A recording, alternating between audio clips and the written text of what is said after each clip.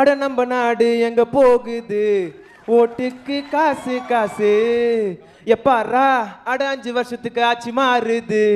யாருக்கு இங்க மவுசு மவுசு போதைய ஒழிச்சா எழைய குறைச்சா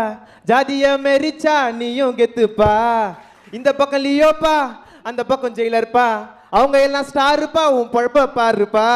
வா நூவரி வாலியா நாங்க கோமாலியா ரா ரா ரா ரா ரா ரா ரா கை குழந்தை சின்ன பொண்ண ரேப்பு பண்ணுறான்ப்பா